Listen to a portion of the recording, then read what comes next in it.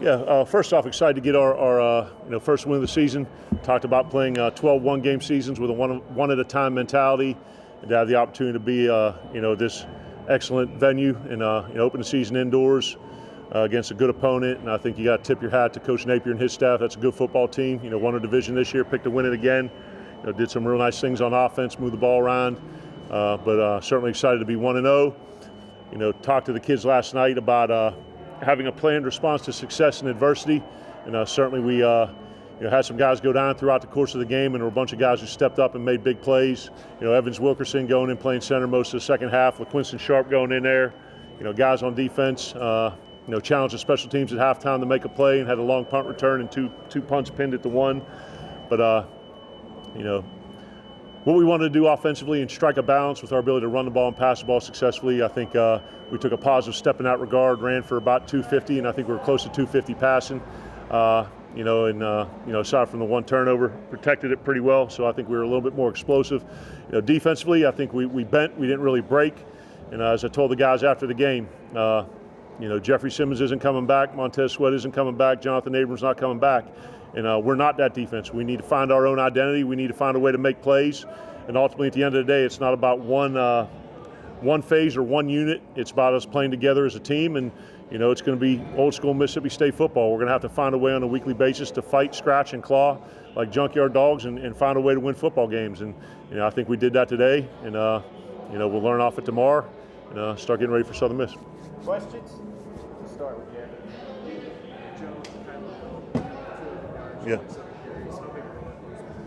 Yeah, I think we saw that in flashes last year. We got him healthy.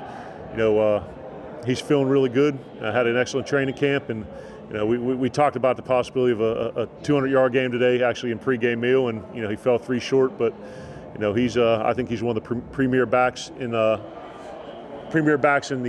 conference and in the country, and I think he showed that today. Robbie. Was it Tommy? Yeah, I think Tommy came out, and like I said, I don't have the numbers, 20, 30. Is it roughly kind of in that range, almost 250? 2 passing touchdowns, 1 rushing touchdown, no interceptions. Had the 1 fumble on the corner blitz there. But, I texted with Tommy last night. I said, you've been working for this opportunity for your whole life and for the past few years. And I said, I want you to go out, I want you to play loose, I want you to have fun. And, for a guy to come out and make his first start and, have that kind of production. I was very excited for him, and I think it was a good, like I said, good positive step for the rest of the year.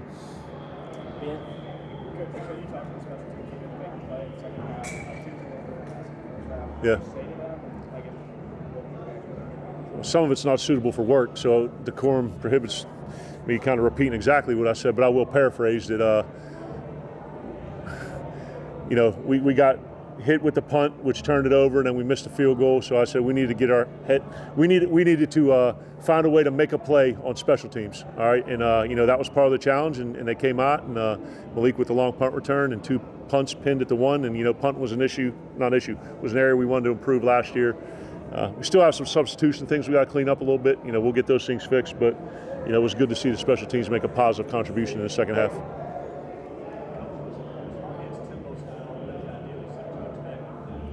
I'm sorry, I can't hear you. Yeah, speak up when they play tempo. Is that ideal to attack them defensively? You couldn't get your subs in and out. You're saying they were playing tempo?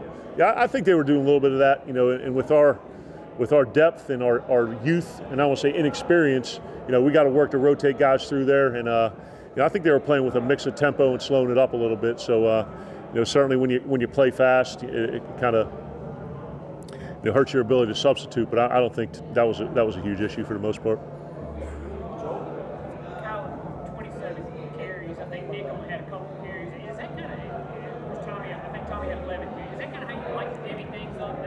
Tommy had 11, you said?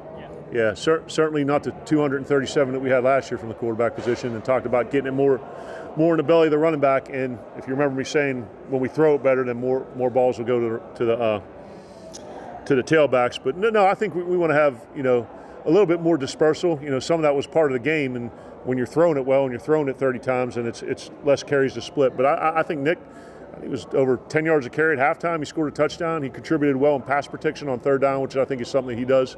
So Nick's carries are going to increase, but when you have a guy who's averaging close to 7 a carry and he's up near 200 yards, at a certain point you want to ride the hot hand too.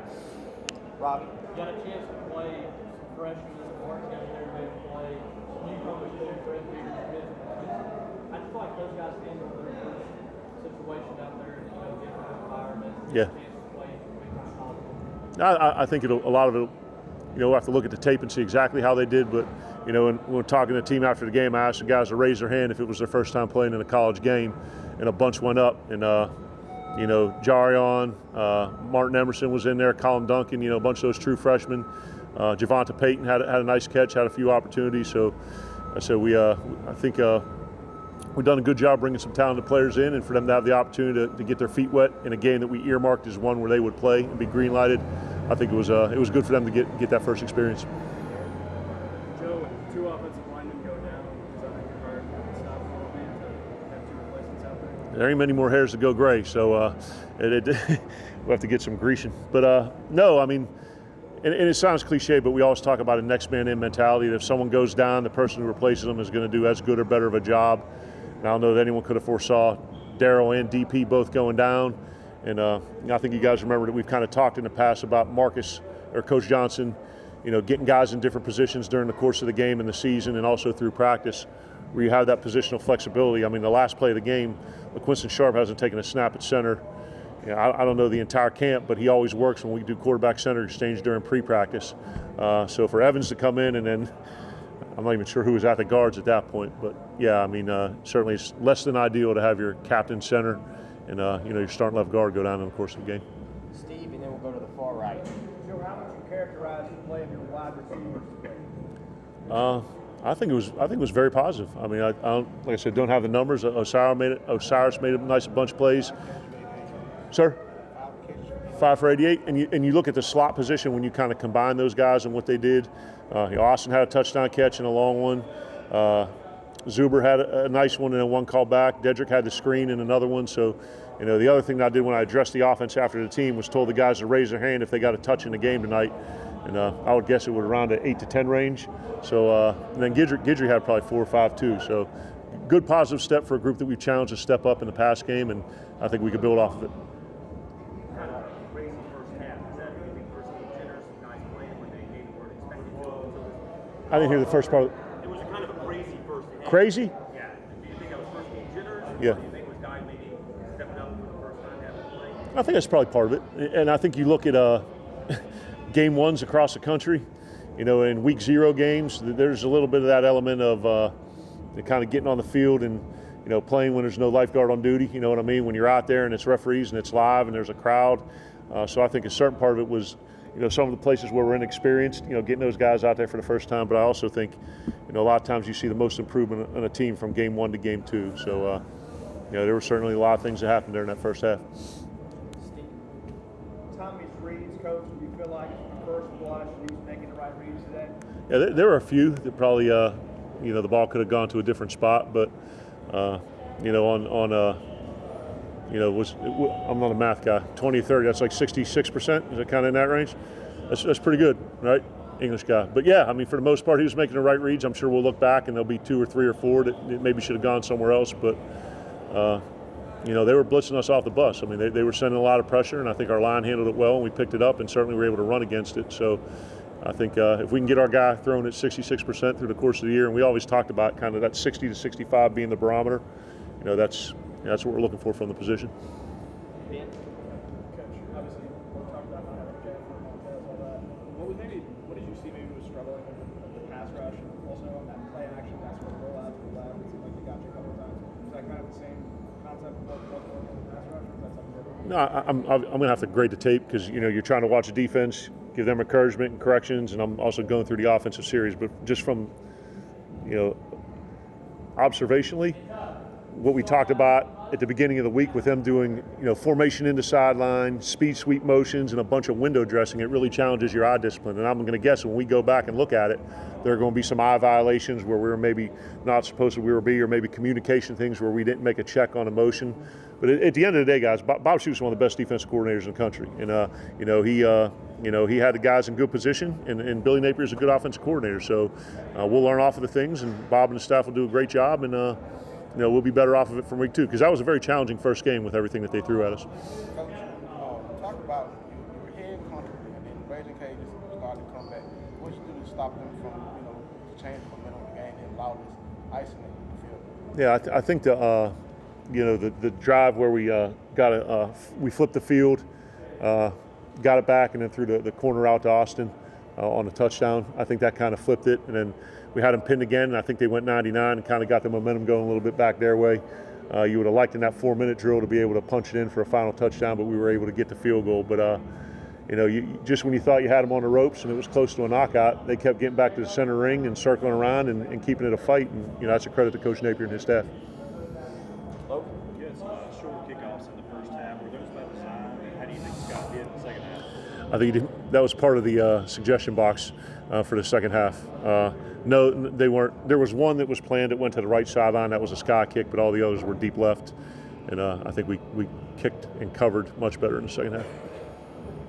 Robbie?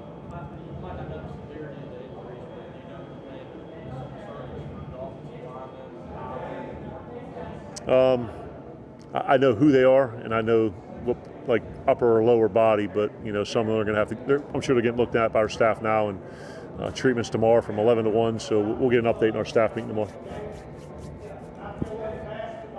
Jeff Hager, WXXV. You talked about Austin Williams. He had a really, really nice catch there, but for a while was the difference in the game with 7 points. Talk about what he's doing to be like a real contributor as the wide receivers. And he had the nice catch on that corner ball there, in the third quarter. And I told Austin he's got to be like our Swiss Army knife this year, where you brought some other guys in, Peyton and Zuber, and some other guys are stepping up, and there's a kind of a backlog at that slot position.